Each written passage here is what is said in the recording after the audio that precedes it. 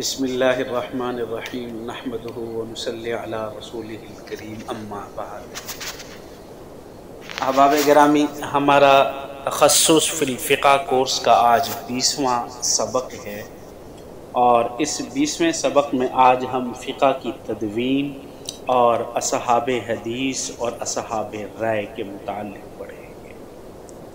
سب سے پہلے تدوین الفقہ یعنی فقہ کی تدوین۔ دیکھیں ذرا، عہد صحابہ اور کبار تابعین کے دور میں فقہ کا سلسلہ روایت حدیث کے ساتھ جڑا ہوا تھا۔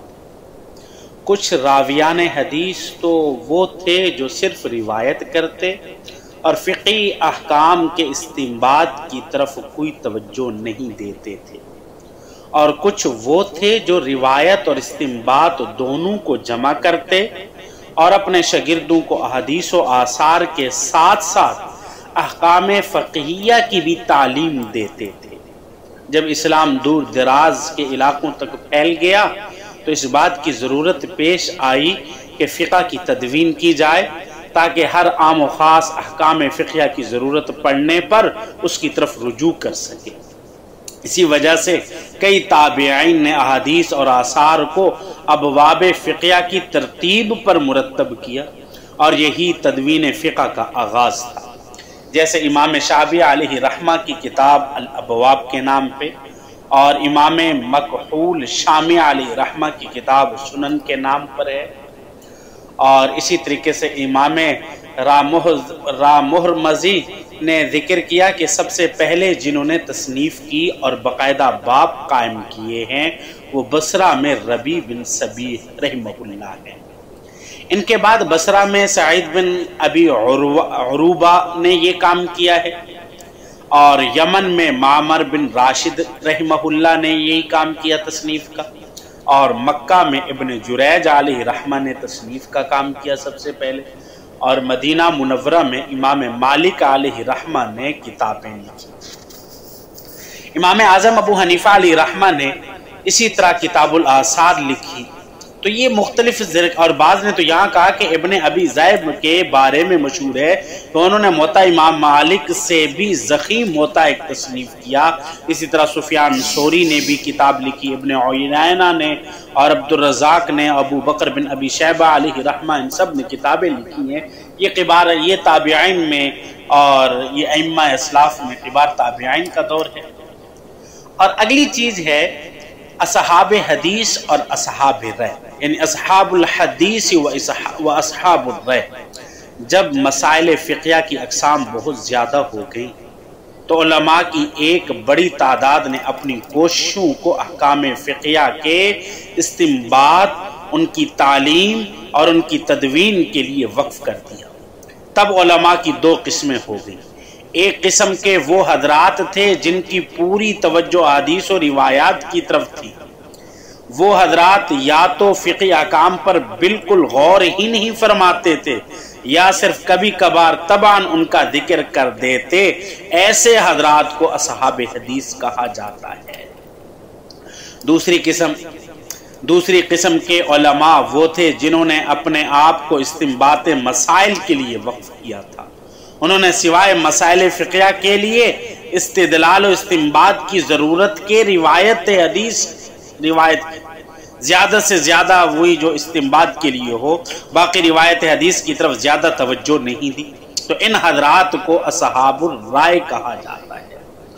بعض لوگوں کو ان ناموں سے دھوکہ لگا اور وہ یہ سمجھنے لگے کہ اصحاب حدیث بالکل رائے اور قیاس ہی کے منکر تھے، اور اصحاب الرائے اپنی آراء کو نصوص پر مقدم کرتے تھے، العیاذ باللہ۔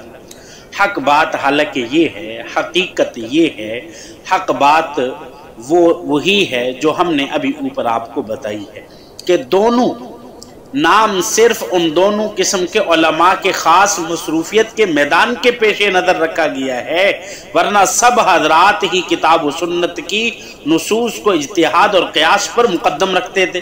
البتہ نصوص کی تفسیر کے بارے میں ان کے درمیان اختلاف رائے ہو جاتا تھا۔ اسی طرح بہت سے لوگوں نے اجتہاد اور رائے کے لفظ سے دھوکہ کھایا اور وہ یہ سمجھتے ہیں کہ اس سے مراد وہ شخصی رائے ہے جو کسی انسان کی سوچ و بچار اور نرمی عقل پر مبنی ہو۔ حالانکہ اصل حقیقت یہ ہے کہ یہاں رائے کا لفظ اس حدیث معاذ رضی اللہ تعالیٰ عنہ سے لیا گیا جو اجتہاد کی حجیت پر دلیل ہے، جس میں انہوں نے رسول اللہ صلی اللہ علیہ وسلم سے عرض کیا تھا اجتہد رأیی، تو اس رائے سے مراد غیر منصوص مسائل کو منصوص پر قیاس کرنا ہے، جیسا کہ حضرت عمر فاروق رضی اللہ تعالی عنہ کے اس خط سے بھی ظاہر ہوتا ہے جو انہوں نے حضرت ابو موسیٰ عشری رضی اللہ تعالی عنہ کے نام لکھا تھا۔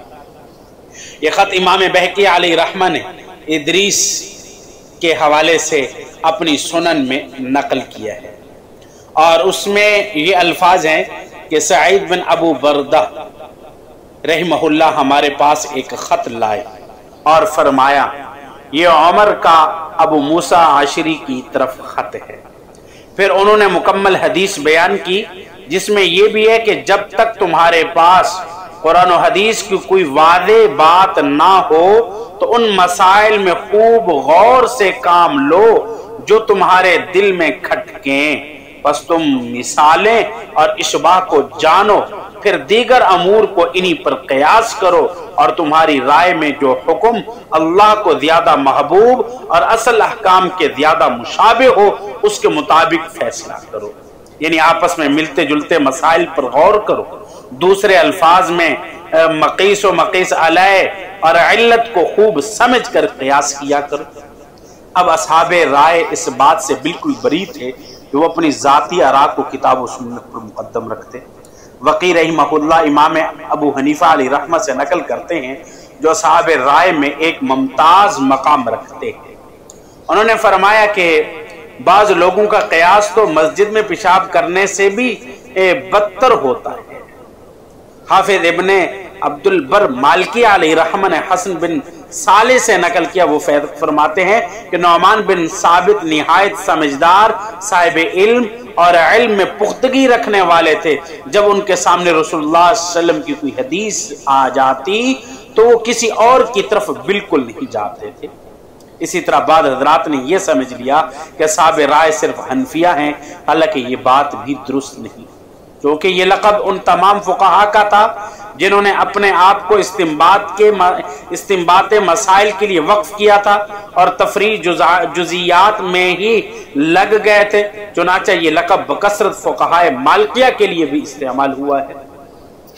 حافظ ابن عبد البر مالکی علیہ رحمہ نے موطا کی جو شرح لکھی اس کا نام رکھا الاستقذار، اور یعنی فرمایا کہ اس کے اندر جو شرح لکھی ہے، اور اسی طریقے سے ابن قتیبہ نے بھی اپنی کتاب المعارف میں ایک مستقبل باب اصحاب رائے پر لکھا ہے جس میں انہوں نے ابن ابی لیلہ اور حضرت امام ابو حنیفہ علیہ رحمہ، ربیع الرائے اور امام زفر علیہ رحمہ، امام اوزاعی علیہ رحمہ، سفیان ثوری علیہ رحمہ، مالک بن انس رحمہ اللہ اور ابو یوسف علیہ رحمہ، محمد بن حسن الشیبانی علیہ رحمہ، ان سارے حضرات کا تذکرہ کیا ہے۔